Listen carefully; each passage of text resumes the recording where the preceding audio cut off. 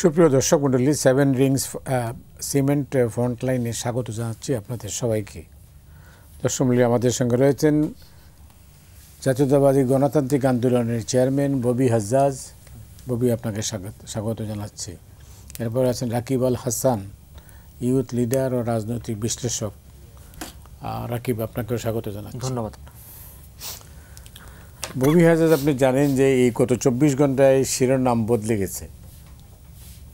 জুলাই সনদ আর গণভোট পেছনে ফেলে বোমাবাজি, সন্ত্রাস এগুলোই সামনে এসেছে। তো এটা তাদের কি উদ্দেশ্য আমি জানি না, বাট এই মুহূর্তে কিন্তু মানুষের মধ্যে একটা অস্থিরতা আছে। মানুষ কিন্তু আতঙ্কিত, আসলে কোন দিকে যাচ্ছে আমাদের প্রিয় মাতৃভূমি।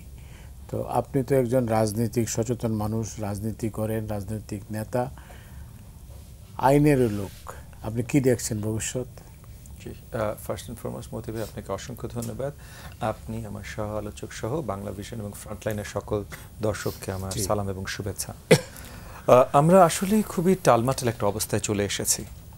এটার দোষভার এভাবে যদি কথাটা আমরা শুরু করি, তাহলে এটার দোষভার অনেকের, কারণগুলো অনেক। তবে আমি যে জায়গায় বসে আছি সেই জায়গা থেকে আমি প্রধান দায়ী করছি বাংলাদেশ জামাত ইসলাম এবং অন্তর্বর্তীকালীন সরকার। এই দুটো গ্রুপকে আমি প্রধান দায়ী করছি। কেন? কারণ আজকে অগ্নিকাণ্ড বা ককটেল বোমা বা অরাজকতা সেটার সৃষ্টি হচ্ছে, এটা অন্তর্বর্তীকালীন সরকার করছেন না, এটা জামাত ইসলাম করছেন না। কিন্তু জনতার ভেতরে যে আতঙ্ক, এইটার জন্য, এইটা আসলে সৃষ্টি হয়েছে তাদের জন্য। সো আমি আবার প্রথম থেকে শুরু করি। তাহলে বাংলাদেশ জামাতে ইসলাম গতকাল ডাক দিয়ে বললেন, বড় একটা জনসমাবেশ ডাকলেন। যদিও আসলে জনসমাবেশ কতটা বড় হয়েছে এটাও প্রশ্নবিদ্ধ, বাট সেটা বড় বিষয় না। বিষয়টা হলো তারা জনসমাবেশ ডেকে তারা বললেন যে আগামী নির্বাচন তারা হতে দেবেন না। হ্যাঁ, তারা কিছু কথা দিয়ে বলেছেন হতে দেবেন না, এই হলে জুলাই সনদ বাস্তবায়নের আগে হতে দেবেন না, গণভোট আগে না হলে হতে দেবেন না। তো বেসিক্যালি তারা যে কথাগুলো বলেছেন সেই কথাগুলো যেহেতু বাস্তবিক না, মানে যেগুলো চেয়েছেন, চাওয়াটা বাস্তবিক না, কেন এটাও দরকার হলে আমি ফুল এক্সপ্লেনেশন দেবো, বাট আমি জাস্ট এই পার্টটা শেষ করে নিই।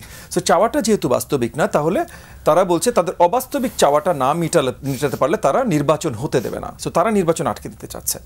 সো এই জায়গাটায় সবচেয়ে বড় কনফিউশনটা শুরু হচ্ছে। জনগণ এখন সন্দিহান, আসলে নির্বাচন হবে কি হবে না এটা নিয়ে সন্দিহান, এটা নিয়ে আশঙ্কা। এই আশঙ্কার সুবিধা নিয়ে বা অসৎ সুবিধা নিয়ে পলাতক স্বৈরাচারীরা তারা বিশাল অঙ্কের টাকা ঢেলে, এবং এটা মোটামুটি আমাদের কাছে এনাফ, মানে আইন শৃঙ্খলা বাহিনীদের কাছ থেকেই আমাদের কাছে এনাফ আমরা শুনেছি যে বিশাল অঙ্কের টাকা ঢালা হয়েছে। গত কয়েকদিন তো হয়েছে, আগামীকাল থেকে তারা যে কর্মসূচি, স্পেশালি আগামীকাল কেন্দ্রিক তারা যে কর্মসূচি শুরু করছে, এইখানে আমাদের মতো আওয়ামী বিরোধী কিন্তু রাজনৈতিক নেতা তাদের টার্গেট থাকবে। এর জন্য আমাদেরকে অফিসিয়ালি ওয়ার্ন করে দেওয়া হয়েছে আমরা যেন আগামী 24 ঘন্টা 48 ঘন্টা সাবধানে থাকি। সো সেটা আজকে আপনার সাথেই বলে দিচ্ছি। তো আমাদেরকে অফিসিয়ালি ওয়ার্ন করা হয়েছে আমরা যেন সাবধানে থাকি। একই সাথে জিনিসটা হয়েছে যার জন্য অনেক স্কুল কলেজে জানানো হয়েছে তারাও যেন বন্ধ রাখে। কারণ আইনশৃঙ্খলা বাহিনীর কাছে যে রিপোর্ট আছে যে একটা সম্ভাবনা আছে যে খোলা স্কুলে দিনের বেলা পেট্রোল বোমা বা ককটেল মারতে পারে। এখন মারবে হয়তো একটা দুটো, এবং মারার পর যে মারবে সে পালাতেও পারবে না, ওদের বংশ নির্বংশ হয়ে যাবে, কিন্তু যে ক্ষতিটা হয়ে যাবে জনগণের সেটা। কিন্তু এই জিনিসগুলো করার সাহস, অরাজকতা এবং ভয়টা আসছে কারণ রাজনৈতিক মহলে একটা অস্থিতিশীলতা তৈরি কাজ চলছে। এবং সো এইখানে তাহলে এই অস্থিতিশীলতা তৈরির কাজের প্রধান দায়ী হলো বাংলাদেশ জামাত ইসলাম, এবং তার সাথে দায়ী হলো তাদের টাট্টু যে দলগুলো আছে। আমি একটু নোংরা শব্দ ব্যবহার করলাম, বাট আসলে কাজ যদি নোংরা হয় তাহলে তাদেরকে আখ্যায়িত করবার জন্য পরিষ্কার শব্দ ব্যবহার করা আসলে আমি খুব সমীচীন মনে করি না। একই সাথে আমি দ্বিতীয় আপনার প্রধান অপরাধী ধরছি অন্তর্বর্তীকালীন সরকার। কারণ অন্তর্বর্তীকালীন সরকার গত অনেক মাস ধরে বিএনপিকে যেন থামানো যায় বা তাদেরকে মাইনাস করা যায়, কেন মাইনাস করতে হবে, কেন থামাইতে হবে, এইটার কোনো বিশ্লেষণ নাই, কিন্তু তাদেরকে যেন করা যায় সেই কারণে তারা জামাত এবং এনসিপিকে ক্ষমতায়ন করেছে ক্রমাগতভাবে। বিএনপি যেই লেভেলের জনসম্পৃক্ততা, এগেন অনেকদিন নির্বাচন হয় নাই, ঠিক আছে, বাট লাস্ট যখনই হয়েছে বা লাস্ট যখনই কোনো ওই যে আপনার সমাবেশ ডাকা হয়েছে, বিএনপির যে জনসম্পৃক্ততা এটার সাথে জামাতের কোনো তুলনাই হয় না। আর এনসিপি তো জন্মই নেয়নি এখনো। সো কিন্তু অন্তর্বর্তীকালীন সরকার কিন্তু জনসম্মুখে প্রত্যেকবার বিএনপি জামাত এনসিপি, অনেক জায়গায় এনসিপি আগে তারপর জামাত বিএনপি, অনেক জায়গায় জামাত আগে তারপর, কিন্তু বিএনপি আগে আসে নাই। সো এই যে জামাতকে যে এই ক্ষমতায়নটা যেখানে আসলে জামাতি অস্থিতিশীলতা তৈরি করতে পারে, এইটা করেছে অন্তর্বর্তীকালীন সরকার। এবং আমি পরিষ্কার, আমার ধারণা, যেটা আমার পরিষ্কার ধারণা, আমি তাদের সাথে কথা বলে তাদের ইন্টারভিউ নিয়ে বলছি না, বাট রাষ্ট্রবিজ্ঞানী, রাজনীতিবিদ সব কিছু মিলিয়ে আমার যেটা ধারণা, যে তারা প্রথম থেকে, তারা তো আসলে সুশীল সমাজের লোকজন, রাজনীতি সম্বন্ধে কিচ্ছু জানেন না, নেতৃত্ব সম্বন্ধে কিচ্ছু জানেন না। ওনারা প্রথম থেকে এটা ধারণা করে নিয়েছেন আওয়ামী লীগ গেছে, যারাই খেদাক আওয়ামী লীগ গেছে, তাহলে বড় আরেকটা কি শক্তি আছে, বিএনপি, তাহলে এইটাকে কিভাবে নিউট্রালাইজ করা যায়। কারণ এটাকে নিউট্রালাইজ না করতে দিলে আমরা ভয় পাই আমাদেরকে যদি বিএনপি ধরে। বিএনপি কিন্তু ধরে নাই তাদেরকে, সেখানে ধরতো না ধরতো এটা বিএনপির মাথা ব্যথা, বাট আমরা যতদূর দূর থেকে দেখেছি বিএনপি তাদেরকে ধরে নেই, ফুল সাপোর্টই দিয়েছে। কিন্তু তাদের ভিতরে ভয় ছিল বিএনপিকে নিউট্রালাইজ করো। বিএনপিকে নিউট্রালাইজ করতে হলে কি করতে হবে, বিএনপি আমরা কাকে, সেকেন্ড কোন দল আছে, জামাত, তাহলে জামাতকে এম্পাওয়ার করো, আর অন্য কোনো দল তো আর আমাদের না, তাহলে নিজেদের ভিতর থেকে একটা দল বানাও, এনসিপি। আজকে আমার কাছে পরিষ্কার, আমার কাছে, এটা আমি পার্সোনাল ওপিনিয়ন বলছি, আমার কাছে পরিষ্কার এই কাজটা সরকার করেছে। সো তাহলে আজকে যে আশঙ্কা, এটার প্রধান দায়ী হলো রাজনৈতিক অস্থিতিশীলতা, যেটা জামাত তৈরি করছে, এবং জামাত এটা তৈরিই করতে পারতো না যদি এত মাস ধরে এই অন্তর্বর্তীকালীন সরকার তাদের ক্ষমতায়ন না করতো। এই কারণগুলো মিলিয়ে আজকে স্বৈরাচারী, পলাতক স্বৈরাচারী, যারা কিন্তু দেখেন বড় অঙ্কের টাকা, আমি আপনাকে একটা ছোট্ট উদাহরণ বলি। গত ডিসেম্বর মাসে, 2024 সালের ডিসেম্বর মাসে আওয়ামী লীগ একটা ডিক্লারেশন দিয়েছিল তারা মাঠে নামবে, 16 ডিসেম্বর কেন্দ্রিক বিশাল কর্মসূচি হবে। 10-11 ডিসেম্বর আমি কিছু ব্যাংকারদের কাছ থেকে শুনলাম যে বিশাল অঙ্কের টাকা ট্রানজ্যাকশন হয়েছে, মানে ফরেন কারেন্সি বাংলাদেশে ট্রানজ্যাকশন হয়েছে বিশাল অঙ্কে। এটা কোনো ব্যবসায় হতে পারে না, এটা অন্য কিছু, কোনো ইনভেস্টমেন্ট না। তার মানে এটা 2 নম্বরই টাকা আসছে। 2 নম্বরই টাকা কার আসছে? আওয়ামী লীগ ডিক্লেয়ার দিয়েছে 16 তারিখে কর্মসূচি, সো এটার জন্যই হয়তো আসছে। এবং আমি এগেন আইন শৃঙ্খলা বাহিনীদের কাছ থেকেই অনেক জায়গায় শুনেছি যে বর্ডার থেকে অনেক আর্মসও এসছে। এই ডিসেম্বরের কথা বলছি, কিন্তু আমি আজকের কথা বলছি, ডিসেম্বর আর্মসও এসছে, জাল নোট এসেছে, হ্যাঁ জাল নোট, আর্মস, অনেক কিছু, অ্যাকচুয়াল টাকা, সব কিছু আসছে। কিন্তু ডিসেম্বর 16 তারিখে কিছু হয়েছে? কিচ্ছু হয়নি। আওয়ামী লীগ কিচ্ছু করতে পারেনি, কারণ অ্যাকচুয়ালি তারা নাই তো ভাই বাংলাদেশে।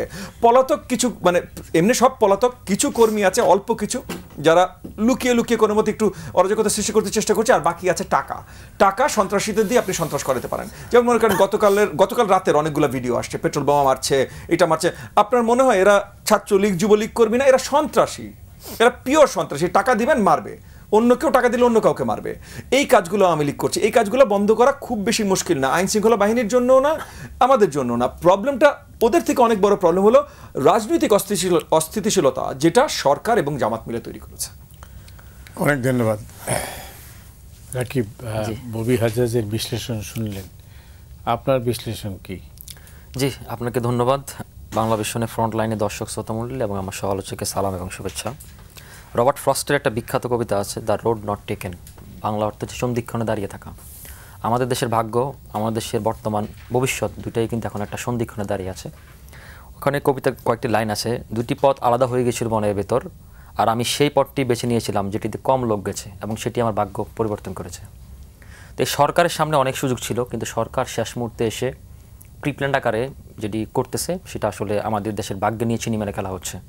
শুধু তাদের ভাগ্য না, দেশের মানুষের ভাগ্য, দেশের জনগণের ভাগ্য, দেশের সার্বভৌমত্বের ভাগ্য। আমি ববি ভাইয়ের কথার সূত্র ধরে আরেকটু যোগ করি। দেখুন, আগামী 13 নভেম্বর আওয়ামী লীগ, তারা পলাতক আওয়ামী লীগ, তারা একটা বায়বীয় আন্দোলন তারা ঘোষণা করেছে, বিশেষ করে কারণ আগামীকাল 13 নভেম্বর শেখ হাসিনার রায় কবে ঘোষণা হবে সেই ডেটটি নির্ধারণ হবে। তারা সেটিকে ঠেকানোর জন্য, তাদের প্রাণপ্রিয় নেত্রীকে বাঁচানোর জন্য তারা এই ডেটটি ঘোষণা করলো। ডেটটি আগে ঘোষণা করলো কে? আওয়ামী লীগ। এই ডেটটি ঘোষণার পরবর্তী কাছাকাছি সময় থেকে আন্দোলনের ঘোষণাকে দিল জামাত 11 নভেম্বর, এবং তারা বলেছে 11 নভেম্বর দেশের পুরো চিত্র, চেহারা পাল্টে দেব, ঢাকা শহরের চেহারা পাল্টে দেব। এবং গতকাল তারা 8 দল সহকারে তাদের সমমনা যে ইসলামিক দলগুলো রয়েছে সেগুলো কিন্তু তারা মাঠে নামলো, জনসম্মেলন করলো, কিন্তু জনসমাবেশ করলো, কিন্তু সে অর্থে আমরা যে অর্থে জনসমাবেশ বুঝি, জনজোয়ার, জনস্রোত, সেটা কিন্তু আমরা সেই উপস্থিতি কিন্তু আমরা লক্ষ্য করতে পারিনি। বাট তাদের প্ল্যান হচ্ছে কি, দেখুন, এই সরকার কিন্তু এমনিতে একটু দুর্বল, বাংলাদেশের ইতিহাসে সবচেয়ে দুর্বলতম সরকার। গত 1-1.5 বছরে এখন আইন শৃঙ্খলা পরিস্থিতি সে সন্তোষজনক পর্যায়ে পৌঁছায়নি। আমরা বারবারই প্রশ্ন তুলতেছি যে ইলেকশনের জন্য সেটা সক্ষম কিনা। সে জায়গা থেকে আওয়ামী লীগ একটা কর্মসূচি তারা ঘোষণা করলো, সেখানে জামাতের পাল্টা কর্মসূচি ঘোষণা করার মানে কি আমরা সেটা বুঝলাম না। তারপরে দেখুন, জামাত ঘোষণাটা কর্মসূচিটা কার বিরুদ্ধে করেছে? সরকারের বিরুদ্ধে। এই সরকারকে বসিয়েছে সবাই, এবং কথিত আছে এই সরকারকে চালাচ্ছে জামাত। তো যাকে যে চালাচ্ছে সে ল্যাজ হয়ে নাড়াচ্ছে, আবার ল্যাজ হয়ে এটার উপরে হুমকি দামকি মারতেছে। এখন এই জিনিসটা হচ্ছে কি, পুরোটাই একটা ছক। এটা হচ্ছে কি সেই স্টিভেন হকিংয়ের গ্র্যান্ড ডিজাইনের মতো। ছকটা কি? ছকটা হচ্ছে এরকম, দেখুন, এখন জামাতের এই মুহূর্তে দুটো জিনিস, একটি হচ্ছে কি প্রাসঙ্গিক, একটা হচ্ছে ক্ষমতা। ক্ষমতা ভোগ করতেছে কে? বেশিরভাগই জামাত, অন্যান্য দলও আছে কিন্তু বেশিরভাগ জামাত। এবং জামাত বাংলাদেশের রাজনীতিতে প্রথমবারের মধ্যে যেভাবে প্রাসঙ্গিকতা অর্জন করেছে এবং সেটাকে তারা ধরে নিতে চায়, এবং তারা মনে করতেছে যে এই ইলেকশনটা যদি 6 মাস 1 বছর আর একটু পিছায় কিংবা জুলাই সনদ বাস্তবায়ন করে তাদের অন্যান্য যে খায়েশগুলো আছে সেগুলো যদি মিটাতে পারে, তাহলে আগামীবারে তারা ক্ষমতা আসতে পারবে। যেহেতু তারা ক্ষমতার খুব কাছাকাছি নিজেদেরকে মনে করতেছে, কারণ এবারই প্রথম তাদের সামনে একটা বড় সুযোগ, তারা প্রধান বিরোধী দল হওয়ার সুযোগ রয়েছে। তারা মনে করতেছে যে এই মুহূর্তে যদি ইলেকশনটা কোনোভাবে পিছানো যায় এবং কি জুলাই সনদটি বাস্তবায়ন করা যায়, জুলাই সনদের মাধ্যমে তারা পরবর্তী তাদের যে এজেন্ডাগুলো রয়েছে, হিডেন এজেন্ডাগুলো, যারা তারা গত 1 বছর ধরে তারা বলে আসতেছিল, সেকেন্ড রিপাবলিক, গণপরিষদ, লোয়ার হাউসে পিআর, সব কিছু, তো তারা মনে করতেছে জুলাই সনদ যখন বাস্তবায়ন করতে ফেলতে পারবো, তখন তাদের একটা খায়েশ যে আমরা জুলাই সনদের মাধ্যমে এই সরকারকে একটা আইনি বৈধতা দিয়ে ফেলতে পারবো এবং এই আইনি বৈধতার মাধ্যমে আমরা কিন্তু ইলেকশনটাকে এক্সটেন্ড করতে পারবো। ইভেন তাদের কালকে এক নেতাই বলেছেন যে আপনারা যাতে সংবিধান করেন, তাহলে 2029 সালের আগ পর্যন্ত আপনারা ইলেকশন কেন চান? এটা কিন্তু তারা অফিসিয়ালি, তাদের একজন নেতা, জামাতের একজন সিনিয়র লিডার, তিনি কিন্তু অফিসিয়ালি ঘোষণা করেছে। এখন এই যে আপনার আজকে শিরোনাম বদলে গেছে, শিরোনাম বদলে গেছে, তার চেয়ে বড় কথা হচ্ছে কি, এই লাস্ট মোমেন্টে এসে যদি আমাদের এই জিনিসগুলো যদি আমাদের হাতের কন্ট্রোলের বাইরে চলে যায়, তাহলে দেশের মানচিত্র বদলে যেতে পারে। মানচিত্র বলতে আমি আক্ষরিক করতে বুঝলাম। এখন ব্যাপারটা হচ্ছে কি, আপনার বৈবাহিক যে কথাটা বলছে যে এটা পুরোটাই ছকাকার অংশ। এখন এই যে একটা সন্ধিক্ষণের মধ্যে আমাদের এই অবস্থার মধ্যে আমাদেরকে ঠেলে দিচ্ছে, এটার জন্য পুরোটাই অন্তর্বর্তীকালীন সরকার দায়ী। আপনি দেখুন, আমি এটা এক এক করে বলি। ধরেন ফার্স্টে গণভোট নিয়ে আসলো, গণভোটে তারা যে ধরনের প্রস্তাবনাগুলো রেখেছে, গণভোটের প্যাকেজ আকার, তারপরে যে সিস্টেম করেছে, পৃথিবীর ইতিহাসে কোথাও এগুলো নাই। আপনি ধরুন এটা গণঅভ্যুত্থানের একটা ম্যান্ডেট, গণঅভ্যুত্থানের পরবর্তী সরকার, কিন্তু যখন আপনি 8ই আগস্ট সংবিধান মেনে আপনি শপথ নিয়ে ফেলছেন, তখন তো আপনার সংবিধান ভায়োলেট করার কোনো রাইটস আপনার নাই। ইভেন এই সরকারের যতগুলো অধ্যাদেশ জারি হয়েছে প্রত্যেকটা কিন্তু সংবিধান মেনেই হয়েছে। সংবিধানের কোনো অধ্যাদেশের মধ্যে কোনো অধ্যাদেশে কিন্তু লেখা ছিল না যে জনগণের অভিপ্রায় কেন্দ্রীয় হচ্ছে বা জনগণের চরম অভিপ্রায়কে কেন্দ্র করে এগুলো নির্ধারণ করছে, জাস্ট সাংবিধানিক ধারাবাহিকতা, প্রত্যেকটি তাই হয়েছে। তারপরে দেখুন, আপনি যদি পার্লামেন্ট না থাকে কিংবা আপনি যদি একই সাথে আবার কনস্টিটিউশনকে ওকে রাখেন, মানে রানিং রাখেন, তারপরে সেটাকে সাসপেন্ড না করে আপনি তো গণভোট আয়োজন করতে পারেন না, কারণ গণভোটে কিছু সিস্টেম আছে, সারা ওয়ার্ল্ডে একটা ফর্মুলা আছে। এখন আপনার যদি গণভোট করতে হয়, তাহলে আপনার নিজস্ব কিছু পদ্ধতি আবিষ্কার করতে হবে, এছাড়া তার কোনো উপায় নেই। আর অথবা আপনার একটা করতে হবে, ওরা কিন্তু আবার দেখুন গত কয়েকদিনে ওদের কয়েকজন সিনিয়র লিডার এই কথা বলতেছে, বা অন্যান্য ওদের সমমনা কিছু দল নেতারাও বলতেছে যে নতুন সংবিধান রচনা করা ছাড়া এদেরকে রক্ষা করতে পারবে না, সবাইকে ফাঁসির দড়িতে ঝুলানো হবে, এই ধরনের কিন্তু একটা আতঙ্ক ছড়িয়ে দেওয়া হচ্ছে। সুতরাং এই যে জিনিসগুলো, তাদের যে হিডেন এজেন্ডাগুলো, লাস্ট মোমেন্টে যখন আবার তারা ফার্স্টে যখন জুলাই সনদ সাইন হলো 17 অক্টোবর, তখন কিন্তু নোট অফ ডিসেন্ট ছিল না। পরবর্তী সময় যখন এটা কীভাবে বাস্তবায়ন প্রক্রিয়া হবে, সেখানে আবার নোট অফ ডিসেন্ট দাঁড়ালো। তার মানে এখানে আবার বিএনপিকে সরকারের সাথে মুখোমুখি তৈরি করে দিল। এখন একে অপরকে মুখোমুখি করাটা সরকার হচ্ছে কি এখানে একটা অ্যাকোমোডেশনের জায়গা ছিল, ফেসিলিটেটের ভূমিকা। এখন ফেসিলিটেটর যদি নিজেই মাঠে নেমে যায়, তখন তো এই খেলা কন্ট্রোল করা খুবই টাফ। এখন ফুটবল খেলা পুরোটা নিয়ন্ত্রণ করে রেফারি এবং সাইডলাইনের রেফারি, এখন পুরোটাই যদি তারা নিয়ন্ত্রণ করে ফেলে, তাহলে তো খুব টাফ সবার জন্য। এই খেলায় আখেরে লাভবান হবে কারা? এটা লাভবান হবে কিছু দূরভিসন্ধিচ্ছ এবং কেউ লাভবান হবে না। আলটিমেট লাভবান কে হবে না? সবচেয়ে বেশি সাফার হবে জনগণ, তার চেয়ে সবচেয়ে বেশি সাফার হবে যারা খেলতেছে, তারা সবচেয়ে বেশি সাফার হবে। মানে যে খেলায় কেউ জিতবে না, এটা বটম লাইন। আচ্ছা, আমি যেটা বলছিলাম যে নির্বাচন পেছাইলে জামাতে ইসলামের কি লাভ? এটা খুব মুশকিল একটা ইকুয়েশন, কারণ আমি আপনাকে অনেস্টলি বলি মতি ভাই, রাজনীতির জায়গা থেকে আমি মনে করেছিলাম যে জামাত পেছাতে কোনো মতেই চাইবে না। কেন চাইবে না, কেন মনে করেছিলাম?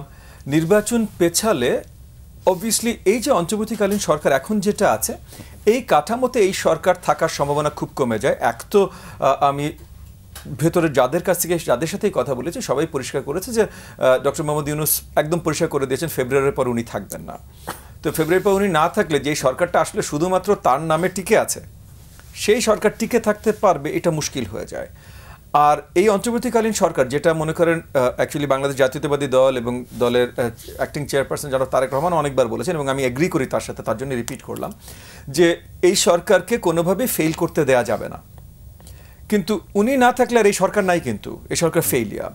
এই সরকার ফেইলিয়ার হলে দেখেন, হাসিনা কিন্তু একা একা ক্ষমতায়ন হয়নি, হাসিনা কিন্তু অনেক বিদেশি শক্তি বা স্পেসিফিক কিছু বিদেশি শক্তির ক্ষমতায়ন হয়েছে। তো ওই বিদেশি শক্তির এত বছরের ইনভেস্টমেন্ট, তারা নেপাল হারিয়েছে, শ্রীলঙ্কা হারিয়েছে, ভুটান হারিয়েছে, মালদ্বীপ হারিয়েছে, আবার ফিরে নিচ্ছে, বা সেটা পরের কথা। তো তারা কিন্তু সবগুলো মিলিয়ে বাংলাদেশের সমান গুরুত্ব হয় না। বাংলাদেশ হারানো তাদের জন্য অনেক দুঃখজনক ছিল। আপনার মনে হয় তারা চুপচাপ নিস্তেজ হয়ে যাবে? তারা এত বড় ইনভেস্টমেন্ট, এতদিনে ইনভেস্টমেন্ট ছেড়ে দেবে? তারা তো ছেড়ে দেবে না। তো এই অন্তর্বর্তীকালীন সরকার যেই মুহূর্তে পড়ে যাবে বা কিছু একটা হবে, তখন তারা আবার বিশাল একটা সুযোগ পাবে। হাসিনাকে তারা হয়তো ফেরত আনবে না, কিন্তু হাসিনা রিপ্লেসমেন্টের আপনার কাছে মনে হয় বাংলাদেশে কোনো অভাব আছে? আসলেই মানে স্বৈরাচার একমাত্র ওই লেভেলের হাসিনাই হতে পারতো না ভাই। হাসিনার লোকজনের কমতি আছে, হাসিনার রিপ্লেসমেন্টের কমতি আছে, হাসিনার প্রেমিকের কমতি আছে, মানে মানে ওইভাবে মানে তার মতাদর্শের প্রেমিক বলছি, সরি আমি আবার ওইভাবে অন্যভাবে নিয়েন না, কমতি আছে। সো তাহলে ওই শক্তিগুলো আবার উদয় হতে পারে। ওই শক্তিগুলো যদি উদয় হয়, তখন আমরা ধরে নিয়েছিলাম যে আমরা মরি বাঁচি, একটা গ্রুপ যদি না বাঁচে সেটা হলো বাংলাদেশ জামাত ইসলাম, এটা আমরা ধরে নিয়েছিলাম। এবং সেখান থেকে একটা চিন্তা করেছিলাম যে বাংলাদেশ জামাত ইসলাম হয়তো অবভিয়াসলি নেগোশিয়েটিং এর খাতিরে, তাদের নির্বাচনী শক্তি বাড়ানোর খাতিরে নির্বাচন নিয়ে অনেক টালমাটাল করতে পারে, কিন্তু এমন জায়গায় কখনো নিয়ে যাবে না যেখানে আসলেই নির্বাচন একটা শঙ্কার ভিতর পড়ে যেতে পারে। গতকাল থেকে তারা যে আওয়াজ দেওয়া শুরু করেছে, এতে আমি আসলেই এখন একটু সন্দিহান যে তারা কি চিন্তা করছে, নাকি তারাই, কারণ দেখেন ইতিহাসে অনেক সময় অনেক কিছু পাল্টে যায়। মানে মনে করেন যেই নাৎজি পার্টি আসলে ডেমোক্রেট পার্টির সাথে ছিল, সেই নাৎজি পার্টি কিন্তু ডেমোক্রেটদের সরিয়ে তারপর ফুল আপনার ফ্যাসিজম তৈরি করে জার্মানিতে ইন দ্য 1930s 30 দশকে। সো এই জিনিসগুলো জামাতে ইসলাম, একটা জিনিস মনে রাখেন, আওয়ামী লীগ আর যাই হোক না কেন বাংলাদেশের দল ছিল, আওয়ামী লীগের নেতৃত্ব বিদেশের কাছে বিক্রি হয়ে গেছিল, তার জন্য অনেক কিছু করেছে। আমার দল এনডিএম বা বিএনপি বা অন্য যে কোনো দলের নাম বলেন, বাংলাদেশি দল। জামাত ইসলাম একমাত্র দল যেটা কিন্তু বাংলাদেশি দল না ভাই, এটা বাংলাদেশি শাখা। এটা মানে যেটা সত্যি সেটা সত্যি ভাই, মানে ইন্টারন্যাশনাল একটা দলের বাংলাদেশের শাখা। এবং ইন্টারন্যাশনাল মানে আমেরিকা সুইডেনে না, ইন্টারন্যাশনাল মানে পাকিস্তান আর ভারত, এবং এটার ভিতরে সবচেয়ে বড়টা কিন্তু ভারতে, সবচেয়ে বড়টা ভারতে। সো একেবারে ভুলে গেলে চলবে না। সো এখন কে কার সাথে কিভাবে কানেক্টেড আমরা জানি না। যেই জায়গাটা আমরা মনে করেছিলাম যে জামাত সবচেয়ে বেশি ভীত থাকবে, আশঙ্কিত থাকবে, এবং তারা নির্বাচনটা সবার আগে চাইবে, তারা, এবং এগেন পলিটিক্যাল পার্টি ভাই, নির্বাচনের আগে আমরা সবাই চাই আমাদের শক্তি বাড়ানোর। সো ওই জায়গা থেকে আমি জামাতকে, আর এগেন জামাতের ক্ষমতা হয়তো সরকার করছিল, সো তাহলে দোষ তো সরকারের। কিন্তু ওই যে টেবিলের হিসেব কি সবসময় অঙ্কটা কি মিলে না? মিলে না, এটা সত্যি কথা। এটাই আমি আপনাকে বলছি যে এই অঙ্কটা আমি অ্যাটলিস্ট আমার রাজনীতিতে আমি এই অঙ্কটা করেছিলাম, কিন্তু এখন ক্রমাগত আমার কাছে মনে হচ্ছে এই অঙ্কটা হয়তো আমি ভুল করেছিলাম। তবে জামাতের যে আপনার বিচক্ষণ নেতৃত্ব, তারা এত বোকা না, এত অশিক্ষিত না যে তারা জেনে শুনে তাদের সবচেয়ে বড় শত্রুকে ক্ষমতা হস্তান্তর করে দেবে। সো ইদার তাদের অন্য কোনো খেলা আছে, বা তাদের এত বড় শত্রু না। আপনি যদি 1947 থেকে দেখেন, জি, উল্টো দিকে হাঁটছে সবসময়, কিন্তু কোনোদিনই জামাত ওই না, কিন্তু সেটা ভিন্ন ছিল, কিন্তু ভুল করেছে না। 47-এ তারা পাকিস্তান বিরোধী ছিল আইডিওলজিক্যাল কারণে, 71-এ তারা বাংলাদেশ বিরোধী ছিল আইডিওলজিক্যাল কারণে, সেগুলো ভিন্ন জিনিস। এবং এগেন 71 আর 47 আবার মিল হয় না, কারণ 47-এ তারা আইডিওলজিক্যালি বিরোধিতা করেছে, কিন্তু তারা যুদ্ধ অপরাধ করেনি। 71-এ তারা শুধু আইডিওলজিক্যালি বিরোধিতা করেন। আইডিওলজি বিরোধিতা করলে আমরা এটা নিয়ে মাথা ব্যথা করতাম না, আমরা স্বাধীন হয়ে গেছি, তোমরা আইডিওলজিক্যালি চাও নাই, ঠিক আছে, কিন্তু তারা শুধু আইডিওলজিক্যালি বিরোধিতা করেনি, কিন্তু তারা মাঠ পর্যায়ে বিরোধিতা করেছে। এবং মাঠ পর্যায়ে শুধু পরিষ্কার যদি যুদ্ধ বিরোধিতাও করতো, তাও একটা জিনিস ছিল, তারা ক্রাইমস এগেনস্ট হিউম্যানিটির সাথে অতপ্রুতভাবে জড়িত ছিল। এটা পরিষ্কার, এটা বাংলাদেশের ইতিহাস যেই একটু পড়েছে, যেই একটু ঘাটিয়েছে, মানে হাসিনার আমলের বিটিভি দেখতে হবে না ভাই, যে অ্যাকচুয়ালি ইতিহাস একটু ঘাটিয়েছে সেও জানে যে এইটা ইনডিউবিটেবল যে তারা এগুলোর সাথে জড়িত ছিল। আজকে এসে কিন্তু কোনো আইডিওলজিক্যাল কারণ নাই ভাই। যেমন মনে করেন আজকে আইডিওলজিক্যাল কারণ কি বলছে, ওরা 5 দফা দিয়েছে। 5 দফার 2টা মেইন দফা হলো সনদ বাস্তবায়ন হইতে হবে, ডিসেন্ট ছাড়া, নোট অফ ডিসেন্ট ছাড়া বাস্তবায়ন হইতে হবে। দ্বিতীয় হলো গণভোট। আগে আসি তাহলে সনদ নোট অফ ডিসেন্ট ছাড়া বাস্তবায়ন লিগালি সম্ভব না। জামাতের কোন উকিল কি বললো আইন না জেনে কথা বলা যায় না। এবং আমি ক্রমাগত আমার মনে হয় যে আমাদের আইন উপদেষ্টাও আইন জানেন না, আমার ক্রমাগত মনে হয়। উনি প্রফেসর হইতে পারেন আইনের, কিন্তু বেসিক জিনিস ভাই 2+2 4, এটা যদি একটা মানে নোবেল প্রাইজ পাওয়া ম্যাথমেটিশিয়ান আমাকে এসে বলে না 2+2 is 2002, এটা তো আমি মানতে রাজি না, ঠিক আছে। সো সেম জিনিসটা আমি কেন বলি, এটা জুলাই সনদ কেন আইনগতভাবে নোট অফ ডিসেন্ট ছাড়া যেতে পারে না, কারণ জুলাই সনদ কয়েকটা পলিটিক্যাল পার্টি বানিয়েছে, জনগণ বানায়নি তো, জনগণের ভোটে হয়েছে, জনগণের ভোটে হয় নাই। আপনার একটা সনদ যদি ডিরেক্ট গণভোটে যাইতে হয়, কোনো একটা কিছু যদি ডিরেক্ট গণভোটে যাইতে হয়, সেটা একটা কনস্টিটিউয়েন্ট অ্যাসেম্বলি বা একটা নির্বাচিত আপনার বডির মাধ্যমে হইতে হবে। তো নির্বাচিত কনস্টিটিউয়েন্ট অ্যাসেম্বলি হইতে পারে, নির্বাচিত আপনার সংসদ হইতে পারে। কোনো নির্বাচিত বডি এইটা তৈরি করে নাই, সো আইনগতভাবে মানে যত গল্প করুক আদেশ, এই যে প্রথমে যখন বললে এটা আদেশে বাস্তবায়ন হবে, আমি তাদেরকেই জিজ্ঞেস করেছিলাম যে কার আদেশ, আদেশ কনস্টিটিউশনে কোথায় লেখা আছে বা আমাদের পিনাল কোডে বা অন্য যে কোনো ল কোডে কোথায় লেখা আছে আদেশ? অধ্যাদেশ আছে, প্রজ্ঞাপন আছে, আদেশ কোথায় লেখা আছে? কারণ কোনো কিছু আপনি বাস্তবায়ন করবেন ভাই, এটা লিগ্যাল ডেফিনিশন লাগবে তো নাই, তাহলে আপনি বললেই আদেশ ল হয়ে যাবে? হবে না। আচ্ছা, তাহলে জুলাই সনদ যেহেতু এগেন কনস্টিটিউয়েন্ট অ্যাসেম্বলি মানে কোনো নির্বাচিত কোনো বডি ছাড়া তৈরি হয়েছে, এটা ডিরেক্ট গণভোটে যেতে পারে না। গণভোটে তখনই যেতে পারে যে পার্টিরা বসেছে তারা যেগুলো না বলেছে এইটা নিয়ে যদি নিয়ে যান, তাইলে পার্টিরা এটার বিরুদ্ধে যাবে না। এগুলো কি আপনার ঐকমত্য কমিশনে বলেছেন? ঐকমত্য কমিশনে এইসব আলোচনা হয়েছে। দেখেন, ঐকমত্য কমিশনের মোটিভে আমি আপনাকে শর্ট করে কথা বলি, আমার দোষ আমি মেনে নিচ্ছি, হ্যাঁ, বাট আমার দলের পক্ষ থেকে আমরা একটা কম্প্রোমাইজে আসবার জন্য আমরা অনেক কিছুতে রাজি হয়েছি, কারণ আমরা চেয়েছি ঐক্য ধরে রাখি। আমরা অনেক দিকে কম্প্রোমাইজ করেছি, কিন্তু কিছু দিকে মনে করেন আমরা ঐকমত্য কমিশন যেটা চেয়েছে ওই দিকে কম্প্রোমাইজ করেছি, কিছু দিকে আমাদের দলীয় পার্টনার যেগুলো চেয়েছে সেদিকে কম্প্রোমাইজ করেছি, বাট আমরা কম্প্রোমাইজ করেছি যেন ঐক্যটা ধরা থাকে। এর জন্য কিন্তু আমরা সবাই সনদে হয়ে গেছিল, সনদে বাস আমরা সইও করেছি। একমাত্র সই করে নেই এনসিপি আর বামপন্থী দলগুলো সই করে নেই। আইডিওলজিক্যাল কিছু পয়েন্ট ছিল, যে ওই যে আপনার কি বলে না সোশ্যালিজম সরিয়ে দেওয়া, এরকম আইডিওলজিক্যাল কিছু পয়েন্ট ছিল, এই কারণে অন্য কিছু ওরাও এগ্রি করেছিল। সো তাহলে কিন্তু নোট অফ ডিসেন্ট দিয়ে, তো নোট অফ ডিসেন্ট দিয়ে যদি আপনি দেন, গণভোটে যায়, তখন এই গণভোটটা পলিটিক্যাল পার্টিরা মেনে নেবে। পলিটিক্যাল পার্টিরা যদি মেনে নেবে, তাহলে ওই যে নির্বাচিত বডি সংসদে যে তারা এটা বাস্তবায়ন করবে। তাছাড়া এটা হয় না ভাই, মানে সবকিছু আইনি পদ্ধতি আছে। আচ্ছা, তো তাইলে সনদ বাস্তবায়ন এটা সম্ভব না, নোট অফ ডিসেন্ট ছাড়া এটা সম্ভবই না, লিগালি সম্ভব না। এইবার আসেন গণভোট। যেই সনদটা আপনি গণভোটে দিতে চান সেইটাই যদি এইভাবে সম্ভব না হয়, তাহলে এটা গণভোটে কিভাবে দিবেন? তাহলে যে দুটো জিনিস তারা চাচ্ছে দুইটাই আইনগতভাবে দেয়া সম্ভব না। তারপর গণভোটে আরেকটা সেকেন্ড রিজন আসেন, মানে আইনটা তো চলে গেলে এটা সম্ভবই না। সো এটা কেন আলোচনা করছে আমি বুঝতে পারছি না, এবং কেন লোকজন বাতাসও দিচ্ছে, মানে একটা এগেন আমি বেশি হার্শ কথা বললাম না। বাট নেক্সট আসেন গণভোট। নির্বাচন কমিশন পরিষ্কার করে বলেছে যে এই মুহূর্তে তাদের যে শক্তি আছে তাতে আলাদা আলাদা দুইটা জাতীয় নির্বাচন অল্প সময়ের ভিতরে তারা দিতে পারবে না। ওকে, তাহলে এখন যদি আপনি গণভোট করেন, গণভোট তো ফার্স্ট এন্ড ফরমোস্ট আইনতই হচ্ছে না, কিন্তু এই গণভোটের জন্য কিন্তু আপনার আসল জাতীয় নির্বাচন আটকে যাচ্ছে। সো এই গণভোটটা যদি আপনি নেনও, তবু আপনার কনস্টিটিউয়েন্ট অ্যাসেম্বলি লাগবে। সাপোজ নোট অফ ডিসেন্ট দিয়ে আপনি গণভোট নিলেন, সাপোজ সবাই রাজি হয়ে গেল না আমরা অরিজিনাল যে জায়গায় ছিলাম নোট অফ ডিসেন্ট দিয়ে গণভোট নেবেন, তাহলে ওই গণভোটটা নিলে ওই গণভোটে কিন্তু বাস্তবায়ন করতে হবে সংসদে যেয়ে। তো এই সংসদের নির্বাচন আপনারা 6 মাস পিছিয়ে দিলেন, তাহলে গণভোট করে লাভ কি হলো? রাইট। রাকিব, জাতীয় নির্বাচন বিলম্বিত করার উদ্দেশ্যেই কি একটা এটা? Definitely, exactly, absolutely. এতে দেশের কি হবে? আচ্ছা, আমি তার আগে আমি একটু গণভোট বা এই বিষয়টি একাডেমিতে আলোচনা করি। মানে আমি মনে করি যেটা আলোচনা করা দরকার। দেখুন, আসলে গণভোটের যে সিস্টেমটা, ধরেন এই সরকার যখন সাংবিধানিকভাবে শপথ নিয়ে ফেলছে, তারপরে তারা সাংবিধানিক কোনো কিছু ভায়োলেট করার তার কোনো অধিকার তার নাই। এটা হচ্ছে 1 নম্বর পয়েন্ট। সেকেন্ড পয়েন্ট হচ্ছে কি, ধরেন ওয়ান ইলেভেন গভর্নমেন্টে কিন্তু পরবর্তী সরকার এটাকে বোঝা দেওয়া হয়েছিল। এখন এই সরকারকে কিন্তু পরবর্তী পার্লামেন্ট বোঝা দিতে হবে লিগালি। আপনি তো লিগালি এটা ব্রেকডাউন করতে পারবেন না যে মাঝখানে 2 বছর বাংলাদেশের ইতিহাস থেকে আলাদা, এটা তো হতে পারে না।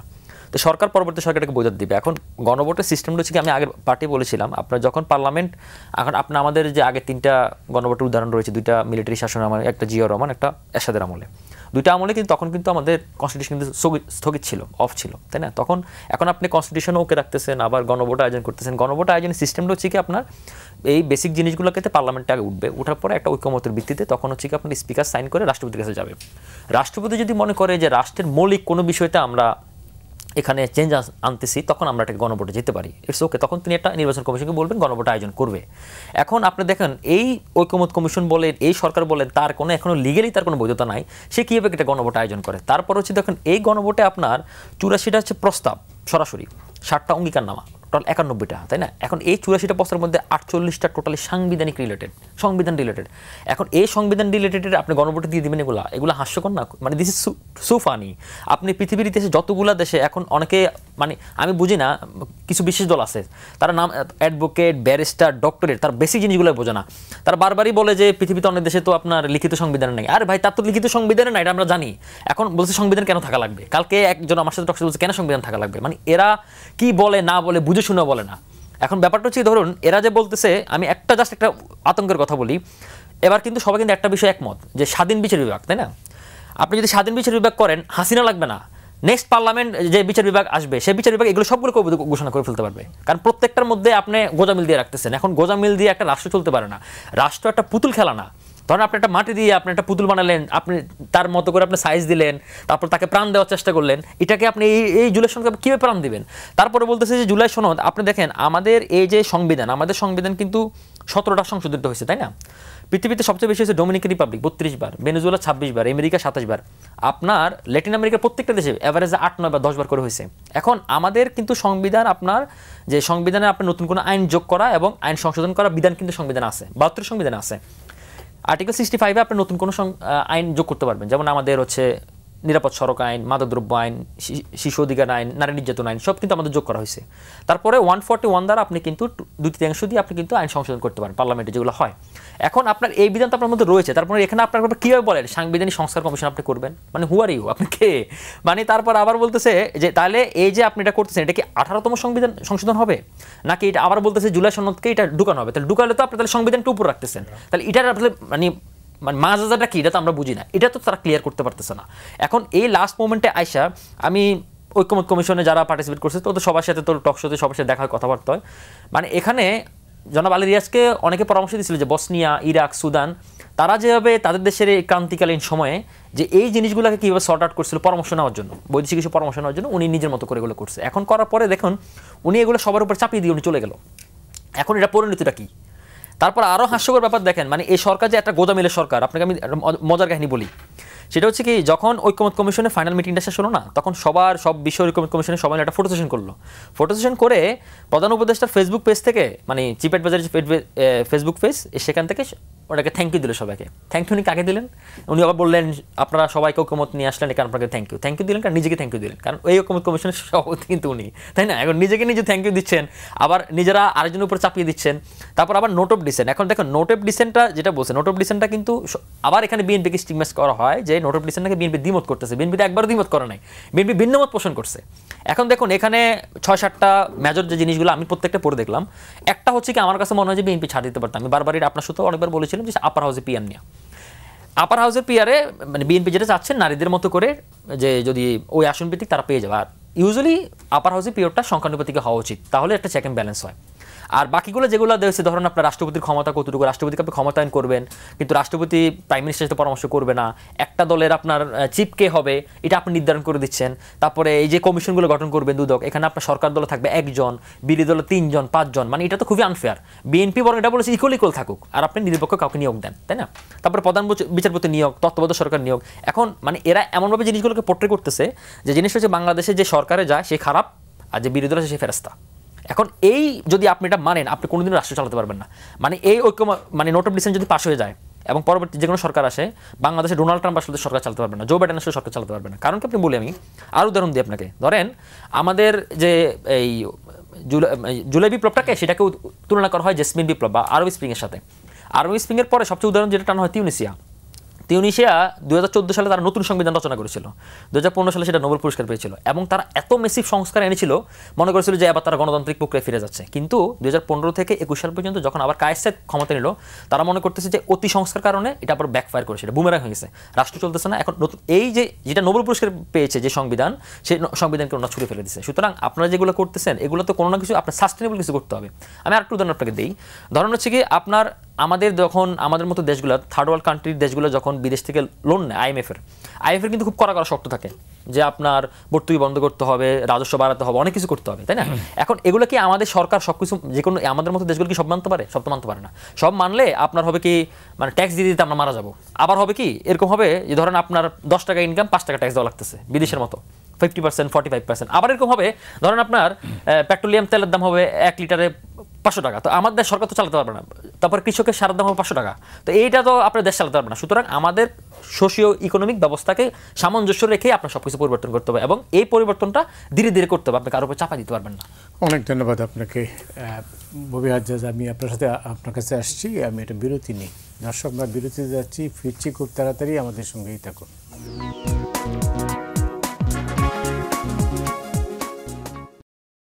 সুপ্রিয় দর্শক মণ্ডলী, আপনারা দেখছেন ফ্রন্টলাইনে রয়েছেন ববি হাজ্জাজ এবং ডাক্তার রাকিব আল হাসান, দুজনকে স্বাগত জানাচ্ছি। কবি হাজরা যেটা বলছিলাম সেটা হচ্ছে যে সমাধান তো নেই। আপনারা রাজনৈতিক নেতারা মানুষদের স্বপ্ন দেখান, মানুষ আশাবাদী হয়, হতাশা হয়, কিন্তু এই মুহূর্তে যে অবস্থাটা আপনি নিজেই বলেছেন, দেশের অর্থনীতির অবস্থা সবই মানে নিচের দিকে, নিম্নগামী। এই পরিস্থিতিতে রাজনৈতিক নেতাদের এই ঝগড়া দেশটাকে কোথায় নিয়ে যাবে? ফার্স্টে একটা জিনিস একটু আমার তরফ থেকে পরিষ্কার করি, আপনি যেহেতু রাজনৈতিক নেতা বা রাজনীতিবিদ সেই জায়গা থেকে পরিষ্কার করি, আমরা জনগণকে স্বপ্ন দেখাই নিশ্চয়ই, কিন্তু স্বপ্ন আসলে আলাদাভাবে স্বপ্ন দেখাই না, আমাদের স্বপ্নটা তাদের সাথে শেয়ার করি, এইটা স্বপ্ন দেখানো। সো এই স্বপ্নটা আমি দেখি, আপনিও কি এই স্বপ্ন দেখেন? তাহলে চলেন আমরা একসাথে স্বপ্নটা বাস্তবায়ন করার কাজ করি। সো রাজনৈতিক আমরা যারা আসলে সত্যি মনে, স্পষ্ট মনে, পরিষ্কার মনে রাজনীতি করি, আমরা এই স্বপ্ন দেখাই, কারণ এই স্বপ্নটা আমরা নিজেরা দেখি।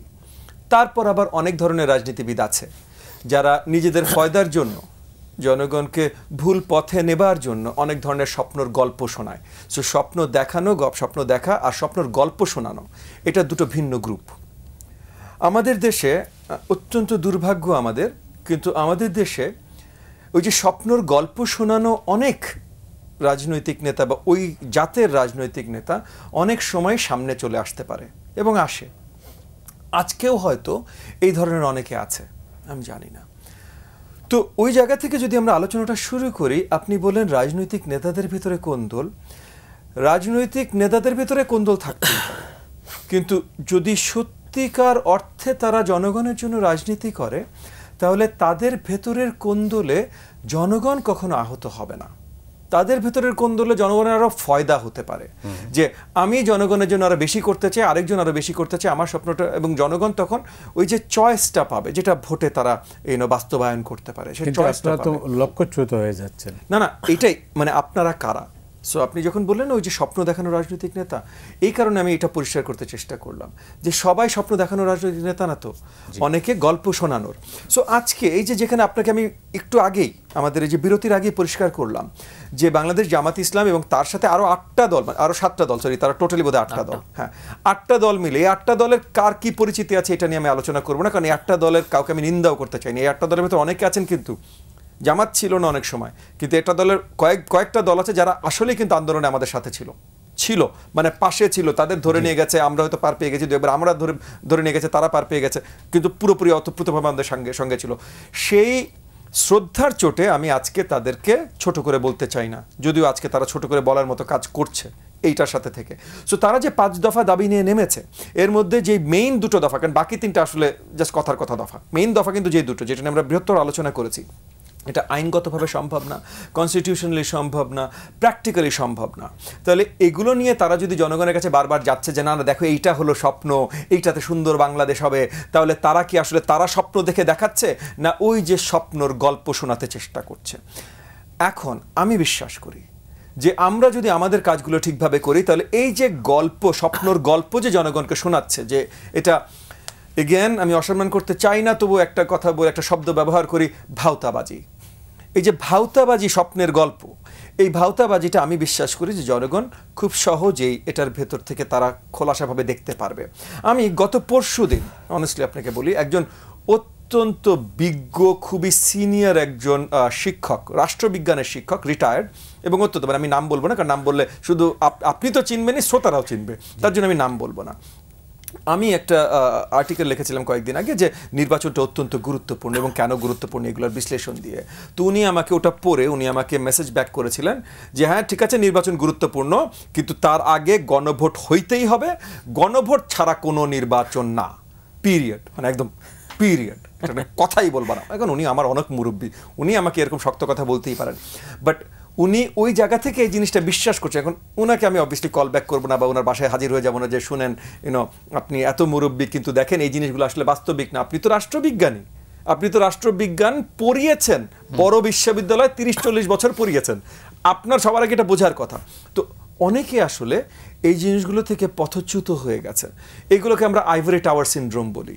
আমরা যে ওই যে অনেক উপর থেকে বসে থাকি, ওই যে বা অনেকে বলে না যে এসি রুমের কনভারসেশন, এটা দিয়ে রাজনীতি হয় না, এটা ওই টাইপের। আইভরি টাওয়ারে অনেক উপরে বসে আছে তারা নিজেরা একাডেমিক, তারা একভাবে চিন্তা করে, বাস্তবিক কি হচ্ছে এটা তারা বুঝতে পারেন না। কিন্তু এটা যে আইনসঙ্গত না, এটা কিন্তু আইভরি টাওয়ার থেকেও বোঝার কথা। প্র্যাকটিক্যাল না এটা, নাইলে আমরা নিচে যারা রাজনীতি করি, আমরা লোলি বিংস, মাটিতে দৌড়াদৌড়ি করি, রাজপথে দৌড়াই, আমরা বুঝি যেটা প্র্যাকটিক্যাল না, ঠিক আছে ভাই, কিন্তু এটা যে আইনসঙ্গত না এটা তো তাদের বোঝার কথা। সো ওই জায়গা থেকে আমি বলছি যে এই যে ভুল স্বপ্ন যারা দেখাচ্ছে, ভাওতাবাজি স্বপ্ন যারা দেখাচ্ছে, এইটা থেকে পাবলিক পরিষ্কার দেখবে। তবে আমি আরও বেশি আশা করি যে অন্তর্বর্তীকালীন সরকারের দায়িত্বে যারা আছেন তাদের সঠিক বুদ্ধি উদয় হবে, কারণ তারাই কিন্তু ক্ষমতায়ন করেছেন জামাতকে আজকে এত লাফানোর, তারাই ক্ষমতা করেছেন এই যে যে পার্টিগুলো আজকে এই যে ভুল জিনিস নিয়ে লাফাচ্ছে, জনগণকে নির্বাচন থেকে বিচ্যুত করছে। দেখেন এই যে নেপালে, আমরা কিন্তু এখন নেপালকে বিশ্বের সবাই কিন্তু প্রেইজ করছে। কেন প্রেস করছে? যে ওদের একটা কেয়ারটেকার সরকার যেই ফরমেশনে আসলো, আসার সাথে বলছে আমরা 6 মাসের মধ্যে নির্বাচন দিতে পারবো, 6 মাসেই দিব, একদিন দেরি হবে, ডেট ঘোষণা হয়ে গেছে। আমরা যদি এই কাজগুলো করতাম, দেখেন এখনো অনেকে বলছে না নির্বাচন না, আমি তো বলছি ভাই এই আজকে আমরা যে জোরদারভাবে নির্বাচন চাইছি আমাদের দোষ। জনগণের আসলে আমাদেরও হয়তো একটু বকাবাধ্য করা উচিত আমাদেরকে, কারণ আমরা 24 অগস্টে কেন এত জোরদারভাবে নির্বাচন চাই নাই এই জায়গা থেকে। কিন্তু প্রশ্নটা হচ্ছে এটা খুবই স্পষ্ট, অভ্যুত্থানের শক্তিরা যদি বিরোধী লিপ্ত হন তাহলে মানুষ কেন হতাশ হবে না বলেন? আচ্ছা, এখানে যদি আমি অভ্যুত্থানের শক্তি বলি, অভ্যুত্থানের শক্তি কিন্তু জনগণ ছিল। বাংলাদেশ জামাত ইসলাম অভ্যুত্থানের শক্তি ছিল না, আমি অভ্যুত্থানের শক্তি ছিলাম না, এনসিপি তো জন্মই হয়নি, ওরা কিভাবে অভ্যুত্থানের শক্তি হয়, বিএনপি অভ্যুত্থানের শক্তি ছিল না। অভ্যুত্থানের শক্তি এরা সকলে মিলে, এবং শুধু এরা কয়জন না, মানে বাংলাদেশের বৃহত্তর জনগণ, তার জন্যই কিন্তু মতিবে এটা অভ্যুত্থান, তার জন্যই কিন্তু এটা বিপ্লব না। বিপ্লব হলো একটা গোষ্ঠী করে, কইরা তখন মানে নেতৃত্ব ওরা নেয়, কারণ ওরা বিপ্লব করেছে, ওরা নেতৃত্ব নেয়। যেমন মনে করেন 71-এ মুক্তি বাহিনী ছিল, মুক্তি বাহিনীর নেতৃত্বে ছিল গভর্নমেন্ট ইন এক্সাইল, আমাদের যে এক্সাইল সরকার ছিল তাজউদ্দিন সাহেবের নেতৃত্বে। হ্যাঁ, সো এই গভর্নমেন্ট ইন এক্সাইল তারা বিপ্লব ঘটিয়েছে। সো তারপর যখন জয় নিয়ে এসেছে তখন সরকার দায়িত্বে কে যাবে? ওই গভর্নমেন্ট ইন এক্সাইল। পরিষ্কার এইটা ছিল গণ অভ্যুত্থান, কোনো বিপ্লব না। আমি করি নাই, আমি সাথে ছিলাম, আমি করি নাই। বিএনপি প্রত্যেকটা নেতা প্রত্যেকটা কর্মী সাথে ছিল, কিন্তু ওরা করে নাই। এই যে এনসিপির যে ছেলেগুলো আছে এরাও সাথে ছিল, ওরাও করে নাই। করেছে কিন্তু সবাই একত্রিতভাবে, জনতা। তো জনতার গণ অভ্যুত্থানে কোনো গণ অভ্যুত্থানে আলাদা করে শক্তি নাই। ওয়েল, অনেক ধন্যবাদ রাকিব। এই মুহূর্তে প্রফেসর ইউনূস কি করবেন? কারণ তিনি তো শেষ ভরসা। জি, আসলে আপনাকে আবার ধন্যবাদ। ইউনূস সাহেবই বা প্রফেসর ইউনূস স্যারই শেষ ভরসা। কারণ হচ্ছে কি, ওনাকে ওই বইভাই যেটা বললেন, ওনাকে কেন্দ্র করে সরকারটা আসলে টিকে আছে। বাকিরা আসলে ইভেন উনি না থাকলে হয়তো এমন হয়তো 4-5টা সরকার চেঞ্জ হয়ে যেত, কথার কথা, অনেকে এটা প্রচলিত রয়েছে। এখন দেখুন, আসলে ইউনূস সরকার এমন একটা গর্তে পড়ে গেছেন, একটা গর্তে পড়ছেন। আমাদের একটা কথিত প্রবাদ আছে, কেউ যদি গর্তে পড়ে তখন তাকে ওখানে ঠান্ডা মাথায় চিন্তা করে সামনে আগাতে হবে, গর্তটা না করতে। যদি গর্তে করে আরও বেশি তলানিতে চলে যাবে, সে আর উঠতে পারবে না। এখন ইউনূস সাহেব এই গর্তটা পড়ে গেছেন। এখন দেখুন, এই যে আপনি যে বলছেন যে মানুষের কি স্বপ্ন দেখানো, জনগণ কি স্বপ্ন দেখানো, জনগণ আসলে একটা বিশাল স্বপ্ন নিয়ে এসেছিল জুলাইতে। ধরুন, কারণ 17 বছরে আমাদের এই পুরো হাসিনা একটা সিস্টেমের মধ্যে আমরা সবাই অ্যাডাপ্ট হয়ে গেছিলাম, যে এইটাই হয়তো রাষ্ট্র, এইভাবে হয়তো বেঁচে থাকতে হয়, কায়দা করে বেঁচে থাকা। কিন্তু তার পরবর্তী সময় জনগণ যে একটা স্বপ্নের আশা দেখেছিল, কিন্তু এটা আসলে পদে পদে তারা জনগণ দে are feeling right now betrayed. ধরুন, প্রথম বিট্রেটা কে করেছে? এই অন্তর্বর্তীকালীন সরকার। এই অন্তর্বর্তীকালীন সরকাররা ফার্স্টে নিজেদের মধ্যে একটা সিদ্ধান্ত হয়েছিল যে আমরা একটা অন্তর্বর্তীকালীন সরকার গঠন করতেছি এবং আমরা কেউ আগামী ইলেকশন আমরা পার্টিসিপেট করবো না। তাদের নিজেদের মধ্যে কিন্তু এই আন্ডারস্ট্যান্ডিংটা হয়েছিল। কিন্তু আপনি দেখুন, এখন ওদের মধ্যে থেকেই কেউ আসন ছেড়ে দিচ্ছে, কেউ এখনও পদে করতেছে না, কেউ বলতেছে যে আমি স্বতন্ত্র করবো, কে আমি ওই জোটে করবো। এখন এই জিনিসটা ওদের মধ্যে যে লোভ লালসাটা, সেটা জনগণ কিন্তু পুরো ক্লিয়ারলি বুঝতে পেরেছে। তো সুতরাং যারা ইলেকশন করবে ঘোষণা দিয়েছে যে কয়েকজন, তাদেরটা স্পষ্ট হয়েছে। আর বাকি যারা নাই, তারা তো এই ক্ষমতাটা তারা ভোগ করতে চাচ্ছে এবং তারা প্রাসঙ্গিক থাকতে চাচ্ছে। কারণ এর মধ্যে অনেকে রয়েছে তারা ইলেকশন হওয়ার পর অপ্রাসঙ্গিক হয়ে যাবে। শুধু তাই না, ইলেকশন হওয়ার পর আওয়ামী লীগ অপ্রাসঙ্গিক হয়ে যাবে। এখন আওয়ামী লীগ অপ্রাসঙ্গিক হয়ে গেলে তখন হচ্ছে আওয়ামী লীগের বাহিনী বা আওয়ামী লীগের মেকানিজমটা অপ্রাসঙ্গিক হয়ে যায়, এবং আওয়ামী লীগকে যারা এখানে ফুল সাপোর্ট দিয়ে রেখেছে তারাও কিন্তু অপ্রাসঙ্গিক হয়ে যায়। আমি আরেকটু আপনাকে যোগ করি, যখন আমরা এখন যে পরিমাণ ক্রাইসিসে রয়েছি, ইলেকশন না হলে ইউনূস সাহেব কী করবে, কোন দিকে যাওয়া উচিত? ইউনূস সাহেব বারবার একটা কথা বলেছেন যে ফেব্রুয়ারি ইলেকশন পরে না হলে আমি 1 মিনিট আমি থাকবো না। আপনি দেখুন, 1 নভেম্বর আমাদের 3 বাহিনীর প্রধান কিন্তু ইউনূস সাহেবের সাথে দেখা করেছিলেন।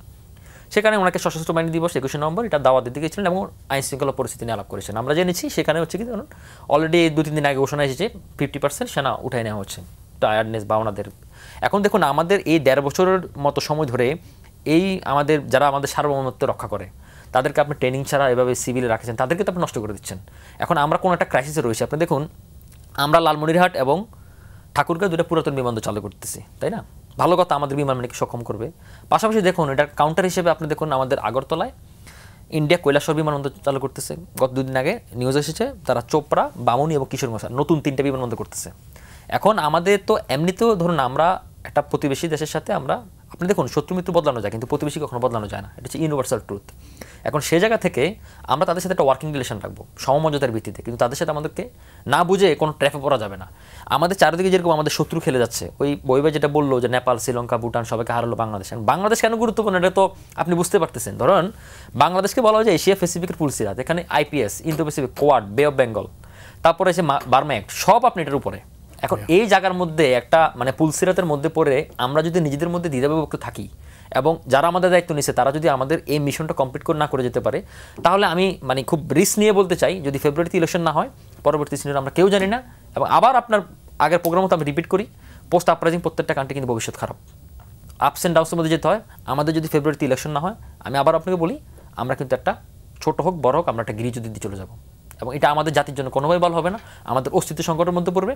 এবং আমরা মানুষ হিসেবে আমরা এদেশের এমনিতে 18 কোটি 20 কোটি মানুষ, এত ক্রাইসিস, অর্থনৈতিক ক্রাইসিস, সামাজিক ক্রাইসিস সবার মধ্যে। আপনি দেখেন 353টা গার্মেন্টস বন্ধ হয়ে গেছে, কৃষক দাম পাইতেছে না, ফরেন ডিরেক্ট ইনভেস্টমেন্ট কেউ আসতেছে না। যতগুলো দেশের সাথে কথা হচ্ছে তারা বলতেছে যে আমরা একটা সাস্টেনেবিলিটি এবং স্টেবল ছাড়া আমরা যাবো না। শুধু তাই না, অনেকগুলো দেশ, ছোটোখাটো দেশ, তারা অঘোষিত বাংলাদেশে বিশে নিষেধাজ্ঞা দিয়ে রাখতেছে। আপনি বলেন শ্রীলঙ্কা এখন বলতেছে, মালদ্বীপ বলতেছে বাংলাদেশের জন্য অনারেবল ভিসা থেকে এখন ভিসা চালু করবে।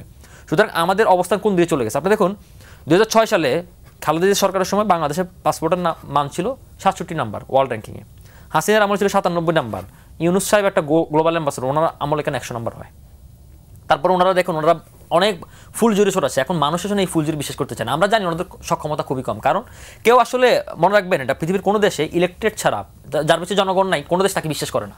সুতরাং এই ইউনুস সরকারকে জনগণ ভালোবেসে এখানে বসাইছে, উনি তার আসে নাই, আমরাই তো বসালাম। কিন্তু ওনার আশেপাশে যে গিরিঙ্গিগুলো রয়েছে এবং তারা যে গিরিঙ্গিগুলো খেলতেছে, মারপেজগুলো খেলতেছে এবং নিজেরা আইন করে, নিজেরা খেলার নিয়ম করে যে খেলা প্লে করতে যাচ্ছে, এই খেলাটা কিন্তু ভয়ঙ্কর খেলা। কারণ আগুন নিয়ে খেলতে হয় না, কারণ আগুন নিয়ে খেলতে হলে নিজের পড়া যাওয়ার রিস্কটা বেশি এবং সবার আগে নিজেই পড়তে হয়। এবং এই জিনিসটা যদি না বুঝতে পারে তাহলে আপনি বোঝেন এই দেশের ভাগ্য নিয়ে আপনি ছিনিমিনি খেলতেছেন, এই দেশের মানুষকে নিয়ে আপনি আগুন নিয়ে খেলতেছেন, এটা ভবিষ্যৎটা অনেক খারাপ। অনেক ধন্যবাদ আপনাকে। রাখি শেষ করব, আপনার হাতে 2 মিনিট আছে। আমরা তাহলে আমাদের সামনে আমাদের ভবিষ্যৎ কি? দেখেন আমরা রাজনীতি করি, আপনি বললেন আমরা স্বপ্ন দেখাই, তো আমরা স্বপ্ন দেখি। সো আমি খুবই আশাবাদী, আমি সবসময় আশাবাদী মানুষ, মানে সবচেয়ে স্বৈরাচারের সবচেয়ে কালো সময়টা তো আমি খুব আশাবাদী ছিলাম, তো এখন তো আমরা অত খারাপ সময় নেই। আমি আশাবাদী যে খুব শীঘ্রই আমরা এই যে আজকে যে ইম্প্যাসে আমরা এসেছি, মানে যে একটা জায়গায় এসেছি, যে একটা ডেড এন্ড একটা রাস্তায় এসেছি, এটা থেকে আমরা বেরিয়ে আসবো। বাংলাদেশ জামাতে ইসলাম এমন একটা জায়গায় যদি চলে যায় যে তারা নির্বাচনই করতে চায় না, তাহলে তাদেরকে তো আর জোর করে আমরা নির্বাচনে নিতে পারবো না। কিন্তু যদি বাংলাদেশের জনগণকে আমরা বোঝাতে সক্ষম হই যে জাস্টিফাইড কোন আর্গুমেন্টগুলো সঠিক, কোনটা আইনগতভাবে নীতিগতভাবে কোন জিনিসগুলো সঠিক, তাহলে আমি এখনও বিশ্বাস করি যে বাংলাদেশের জনগণ সঠিক সিদ্ধান্তটাই নেবে। সো বাংলাদেশের জনগণের সিদ্ধান্ত একবার নিয়ে নিলে কোনো একটা দল, সে 1 লাখ লোক নামাক আর 2 লাখ লোক নামাক আর 20,000 লোক নামাক, সে এই 20,000 লোক বা 1 লাখ 2 লাখ 1 লাখ 2 লাখের থেকে অনেক বেশি লোক কিন্তু আওয়ামী লীগের শেষ মুহূর্তেও ছিল, এই 1 লাখ 2 লাখ লোক নামিয়ে বাংলাদেশের ভাগ্য পরিবর্তন করে ফেলতে পারবে না। ভবিষ্যৎ যেদিকে আমরা যাচ্ছি, জনগণ যেটা চায় সেটার বিপরীতে কেউ হাঁটতে পারবে না। সো ওই জায়গাটায় আমাদের এখনও অনেক কিছু করণীয় আছে। আমরা অন্তর্বর্তীকালীন সরকারকেও সাথে চাই এবং জামাতকেও যে আমরা পিছে ফেলে রেখে যেতে চাই তা না, আমরা তাদেরকে নিয়েই সামনে যেতে চাই। কিন্তু তারাও যদি সঠিক পথে হাঁটে একমাত্র তখনই তাদেরকে নিয়ে হাঁটতে পারবো। অনেক ধন্যবাদ আপনাকে ববি হাজ্জাজ, রাকিব আল হাসান, আপনাকেও অনেক ধন্যবাদ। দর্শক মণ্ডলী, আজকের মতো এখানে শেষ করছি। আগামী সোমবার আবার দেখা হবে।